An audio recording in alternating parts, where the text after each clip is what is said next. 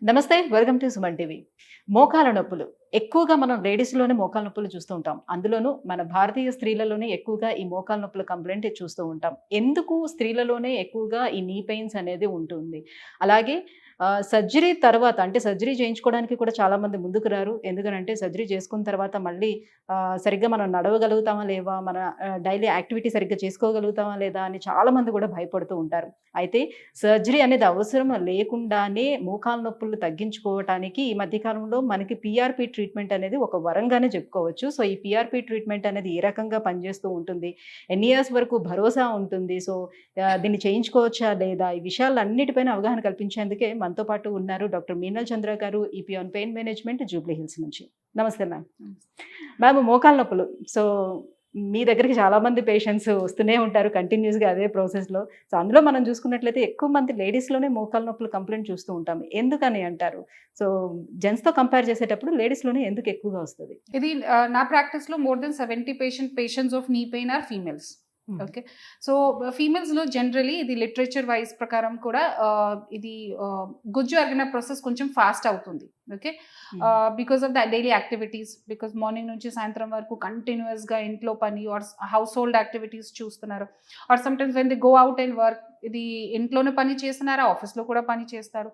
తర్వాత ఒక genetic build ప్రకారం కూడా ఇది కొన్ని డిసీజెస్, లైఫ్ స్టైల్ డిసీజెస్ ఫీమేల్స్‌లో ఎక్కువ ఉంది. ఓకే. సో, తర్వాత హార్మోన్ ప్లేస్ ఇంపార్టెంట్ రోల్. ఇది యూజువల్లీ ఇది గుజ్జు అరుగుదల జనరల్‌గా 40-45 తర్వాత స్టార్ట్ అవుతుంది. ఆ టైంలో అగైన్ బాడీలో హార్మోనల్ చేంజెస్, మెనోపాజ్ అప్రోచ్ అవుతుంది. పెరిమెనోపాజల్ ఏరియాలో ఈస్ట్రోజన్ తక్కువ అవుతుంది. దానివల్ల కూడా ఒక important role in arthritis. So, most of the time 90% of the not 90 but 70% of the time it's females as compared to males. Right. ఇప్పుడు జనరల్లీ స్టెప్స్ ఎక్కి దిగుతూ ఉంటుంటే ఒక ఎక్సర్‌సైజ్ అవుతుంది అని చెప్తూ ఉంటారు. బట్ ఈ స్టెప్స్ ఎక్కి దిగే టైంలోని ఎక్కినప్పుడు ఎక్కువ బర్డెన్ పడుతుందా? దిగినప్పుడు పడుతూ ఉంటుందా? ఎందుకు అవాయిడ్ చేయమని చెప్తున్నారు ఇప్పుడు?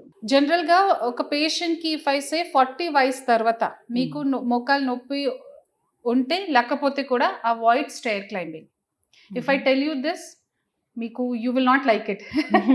బట్ స్టేర్స్ క్లైంబింగ్ చేసినప్పుడు టైంలో మొత్తం బాడీ వెయిట్ నీ జాయింట్లో పడుతుంది.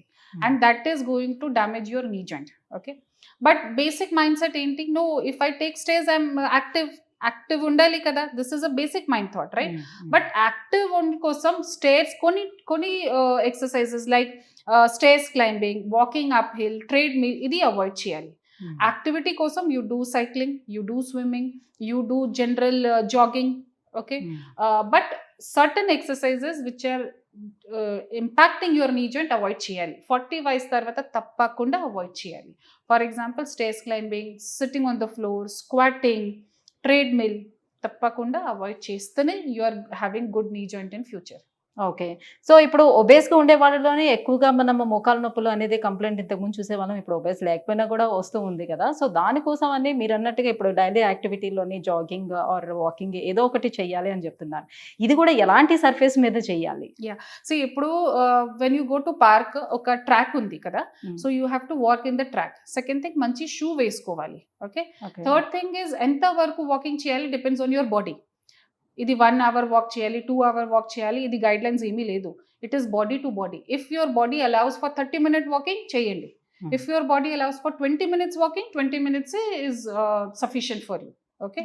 So that you have to realise that ఏ టైం వరకు ఐఎమ్ కంఫర్టబుల్ వాకింగ్, ఎంత వరకు చేయండి. ఫోర్స్ఫుల్గా చేయకూడదు. సపోజ్ ఒక్కసారి నొప్పి స్టార్ట్ అయిన తర్వాత ట్రై టు వేర్ నీ క్యాప్స్ వాకింగ్ చేసినప్పుడు. ఓకే. సో దీస్ ఆర్ చిన్న చిన్న చేంజెస్ చేస్తే daily activities will be good without pain. So, మోకాళ్ళ నొప్పులు అనేవి నీ పెయిన్స్ ఏ స్టేజ్‌లో మనం రికగ్నైజ్ చేయగలుగుతాం? సో, అది వెరీ స్టార్టింగ్ స్టేజ్‌లోనే రికగ్నైజ్ చేయడానికి మనకి ఆ సింప్టమ్స్ ఏమైనా తెలుస్తాయా? ఫస్ట్ థింగ్ ఈజ్ ప్రతి బాడీలో కొంచెం డ్యామేజ్ ఉంటే, బాడీలో సమ్ అబ్నార్మల్ థింగ్స్ ఉంటే body will give a signal. ఇది సిగ్నల్కి రికగ్నైజ్ చేయాలి. సో మోకాల్ related first signal is early morning stiffness. When you try to get up, ఇది కూర్చులేసినప్పుడు టైంలో కొంచెం స్టిఫ్నెస్ తెలుస్తుంది. సో యూజువల్గా వి అవాయిడ్. ఓకే. ఇది అవాయిడ్ చేయకూడదు. This is the first symptom of osteoarthritis. Okay. Okay. So early morning stiffness, కొంచెం కూర్చుని లేసినప్పుడు ఇబ్బంది ఉంటే, వెనక సైడ్ మసిల్ పుల్లింగ్ సెన్సేషన్, తర్వాత సమ్ టైమ్స్ క్లైంబింగ్ స్టేర్స్లో డిఫికల్టీ ఉంటే, climbing down the stairs difficulty ఉంటే, these are the initial symptoms, these are the initial stages. కొంచెం ప్రోగ్రెస్ అయిన తర్వాత ఇది డైలీ యాక్టివిటీస్ లైక్ కుకింగ్ చేసినప్పుడు 20-25 minutes స్టాండింగ్ లో కుకింగ్ చేసినప్పుడు తర్వాత ఇబ్బంది ఉంటే, that means now we have progress to stage 2 or stage 3. And ఇప్పుడు రాత్రి నిద్ర డిస్టర్బ్ అయితే that means it is grade 4 or something like that. So ఇది ఫస్ట్ స్టేజ్లోనే ఐడెంటిఫికేషన్ చేయాలి. Never ignore your first symptom. And మోకాల్కి first symptom is early morning stiffness. And when you try to get up from sitting position, నొప్పి ఎక్కువ అంటే, ఇబ్బంది ఉంటే, these are your first symptoms. ఇది ఐడెంటిఫికేషన్ తప్పకుండా చేయాలి. సో ఏ స్టేజ్లో సర్జరీ అనేది అవసరం పడుతుంది? అసలు ఏ స్టేజ్లో కూడా సర్జరీకి వెళ్ళాల్సిన నీడ్ అనేది ఉండదంటారా? మీకు ఏం చెప్పారు దట్ ఇది ఫర్ నీ సర్జరీ ఇంపార్టెంట్ ఉంది? There is nowhere return that for knee treatment, knee కండిషన్స్కి సర్జరీ తప్పకుండా చేయాలి. Nowhere it is return. Surgery just like other treatment, ఒక ట్రీట్మెంట్ ఆప్షన్ ఉంది. ఓకే. సో ఇప్పుడు గైడ్ లైన్స్ ఉంది కదా. సో గైడ్ లైన్స్లో ఫస్ట్ కన్జర్వేటివ్ ట్రీట్మెంట్ చేయాలి. Conservative treatment means lifestyle modification, weight reduction, exercises, collagen tablets, then injections ఉన్నాయి. For example ఇది previously they had some steroid injections, viscous injections, ozone injections. Now that is regenerative therapy. And then ఇది when everything has failed, nothing is working for you, surgery కూడా ఒక option ఉంది. But తప్పకుండా knee పెయిన్కి treatment surgery, no book has return this. Okay. So ఇది but జనరల్గా when you see public will think knee pain ఉంటే తప్పకుండా నాకు సర్జరీకి అవసరంకి ఛాన్సెస్ ఉన్నాయి. Nothing like that. Okay. Surgery is one of the option and there are other options also. So we need to, ఇది నా responsibility towards patient is to tell what are the options available. Okay. So ఇది దానికోసమే, awareness కోసం I have to tell that injections ఉన్నాయి. Depending upon patient condition there are so many injections. And ఈ మొత్తం ఇంజెక్షన్స్లో PRP treatment is the best because side effects లేదు. It's a natural way of treatment. And పేషెంట్కి blood ద్వారానే treatment చేస్తాము. రియాక్షన్స్కి అవసరం లేదు, బెడ్ రెస్ట్కి అవసరం లేదు. Immediately they can go back to work. So ఇది మంచి రిజల్ట్స్ ఉంది పిఆర్పికి. రైట్. సో ఎట్లా చేస్తారు పిఆర్పి ట్రీట్మెంట్ అనేది? ఇప్పుడు మోకాలు నొప్పులు ఉండే వాళ్ళకి, సో ఏ స్టేజ్లో వచ్చిన వాళ్ళని తీసుకుంటారు? వాళ్ళ ప్రొసీజర్ అనేది ఎలా నడుస్తుంది? PRP it does not depend on, PRP result will not depend on stage. Okay. PRP result will depend upon బాడీకి ఒక ఆటోమేటిక్ కెపాసిటీ ఉంది of healing, regeneration. First of all పేషెంట్కి we want to treat patient symptom. ఇది whether it is stage 1, whether it is stage 4. చాలా మంది పేషెంట్స్కి stage 4లో ఉంటే కూడా ఎక్కువ ఇబ్బంది ఏమీ లేదు. జనరల్గా డైలీ యాక్టివిటీస్ బాగానే ఉంటుంది, ఓన్లీ స్ట్రెయినస్ యాక్టివిటీస్లో నొప్పి ఉంటాయి.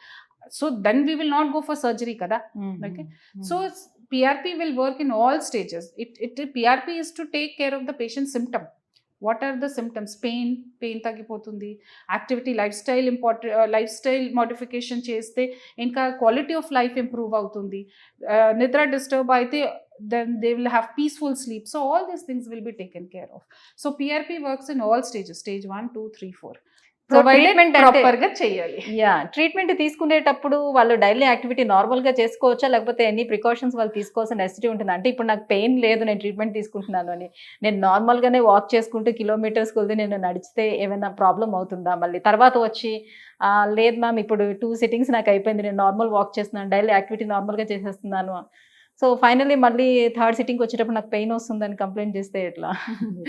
పిఆర్పిలో లైక్ ఐ సెడ్ కొన్ని సిట్టింగ్స్ ఉన్నాయి, బట్ డ్యూరింగ్ ద సిట్టింగ్స్ కొన్ని ప్రికాషన్స్ ఉన్నాయి. Like I said stairs climbing తక్కువ చేయాలి, కిందికి కూర్చున్నప్పుడు పని ఆపాల, తర్వాత అన్నెసెసరీగా వాకింగ్ చేయకూడదు. మీకు ఈ పనికి అవసరం ఉంటే చేయొచ్చు, కానీ ఇది అనవసరం పనికి అవాయిడ్ చేయాలి. సో ఇది నా టీమ్, రీహాబ్ టీమ్ అన్నారు. So they will assess. ప్రతి మనిషికి డైలీ యాక్టివిటీస్ డిఫరెంట్ ఉంది కదా. So some are housewife, some go outside to work, సమ్కి ఎక్కువ stairs climbing, like teachers they will stand a lot and do the work. So then according to patient ఏ చేంజెస్కి అవసరం ఉంది that we tell. For example teacher they stand a lot, so we tell if మీకు స్టాండింగ్లో పని ఉంటే చేయొచ్చు, కానీ అనవసరం ఉంటే కూర్చోండి. Or you wear good shoes, you use knee cap.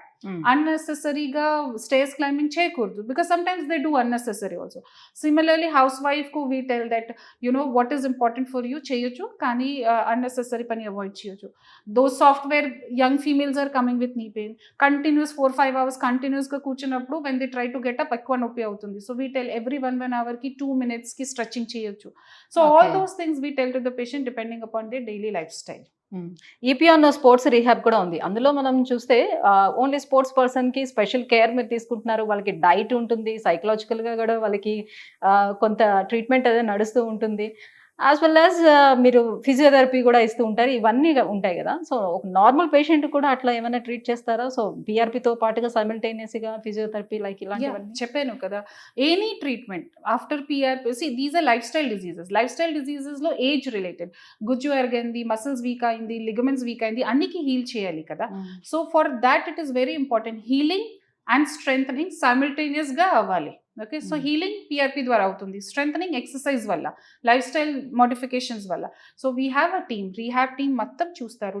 ఏమేమి యాక్టివిటీస్లో మోడిఫికేషన్కి ఇంపార్టెన్స్ ఉంది దాని ప్రకారం చేస్తాము.